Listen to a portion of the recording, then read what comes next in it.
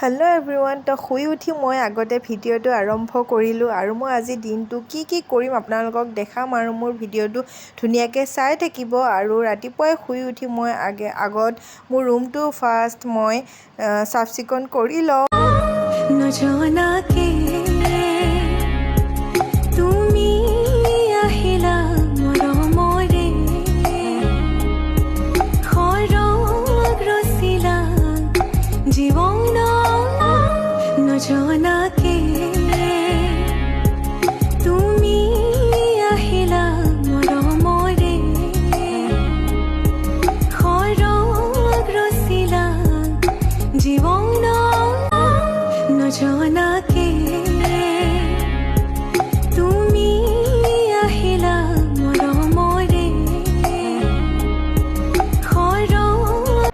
আৰু এফালে আমাৰ ঈশান বাবা পূৰা উৎপাত কৰি আছে মানে ৰাতিপুৱা শুই উঠাৰ পৰা তাৰ একদম উৎপাত আৰম্ভ হৈ যায়। আৰু সি মানে ডেচিখনত যায় কি কৰি আছে দেখিছেনে, সি মানে ওপৰত উঠিব যায়। আৰু এফালে মই আৰু এতিয়া গা পা ধুনীয়াকৈ ধুই লওঁ আৰু ঈশানক স্কুল যাবলৈ ওলাই দিওঁ আৰু মোৰ ভিডিঅ' ধুনীয়াকৈ চাই থাকিম। কিন্তু দুপৰীয়া সময়ত মোৰ কাৰণে আটাইতকৈ দুখৰ কথাটো যে গীতাঞ্জলি আমাৰ কলেজৰ অধ্যাপিকা তাইক ফোন কৰি পেলাই মোক যেতিয়া খবৰটো দিছিলে তেতিয়া মই মানে কি ক'ম, তাতকৈ আৰু দুখ পাব লগা মোৰ কাৰণে একোৱেই নাছিলে।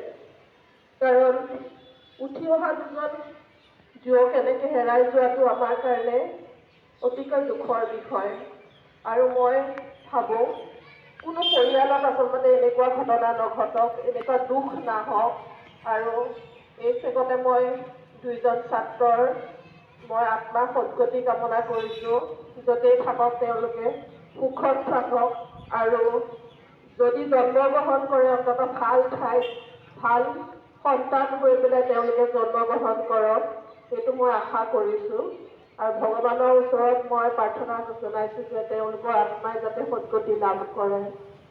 আচল কথা আজি এটা ভাল দিন, প্ৰতিযোগিতাৰে আয়োজন কৰিছে তেওঁলোকৰ নামতে। প্ৰতিযোগিতা হ'লে তাত সফলতা বিফলতা দুইটা থাকে। বাইদেউগৰাকীৰ কথা শুনি আপোনালোকে গম পাইছেই চাগে এই সভাখন কি কাৰণে আয়োজন কৰা হৈছে। ফটোত দেখিছেনে এই দুগৰাকী ছাত্ৰ মানে 2 মাহৰ আগতে মানে বহুত ডাঙৰ এক্সিডেণ্ট হৈ মানে দুইটা ঢুকাইছে। এখন স্কুটিতে দুইটা আহি আছিলে, তাৰপিছত আগত বুলেটখন আহি দুইটা মানে ডাঙৰ বহুত এক্সিডেণ্ট হৈ মানে সিহঁত ঢুকাইছে। আৰু সিহঁতৰ যাতে চিৰশান্তি লাভ কৰে সেইকাৰণে এই সভাখন আয়োজন কৰা হৈছে। আৰু ইয়াত মানে বহুত প্ৰতিযোগীয়ে ভাগ ল'ব পাৰিব, যেনে নৃত্য প্ৰতিযোগী আৰু যোগ প্ৰতিযোগী, এইবিলাক মানে ছাত্ৰই ভাগ ল'ব পাৰিব ইয়াত। আৰু তাকে চবেই দোৱা কৰিব, প্ৰাৰ্থনা কৰিব সিহঁত দুটাৰ আত্মাৰ যাতে চিৰশান্তি লাভ কৰে। মানে এইটো কাৰণে মোৰ বেছি দুখ লাগিছে, যেতিয়া যোনটো টাইমত মানে এক্সিডেণ্টটো হৈ আছিলে মোৰ মানে চকুৰ আগত হৈছিলে, সেইটো কাৰণে বেছি দুখ লাগিছে।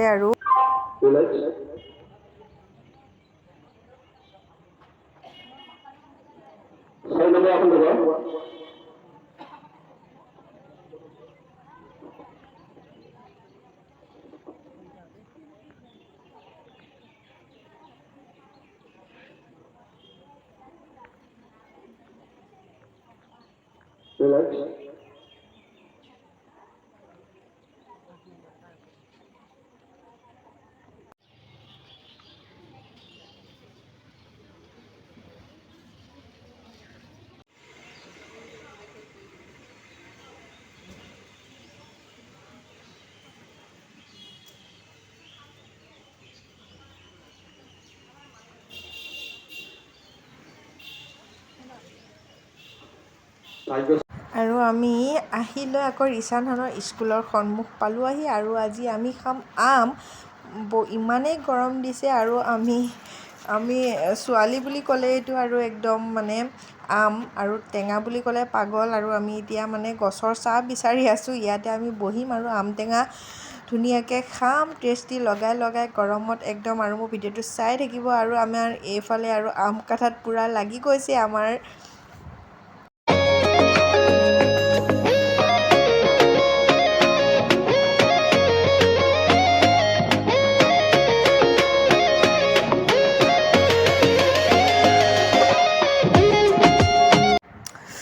হা মোৰ কিন্তু একদম জিভাৰ পানী মানে মই যদি কাটি আছে যে মই একদম জিভাৰ পানী ৰখাব পৰা নাই। কাৰ কাৰ টেঙা দেখিলে একদম মানে জিভাৰ পানী পৰে কমেণ্ট কৰি জনাবচোন। আৰু আমি এতিয়া খাম।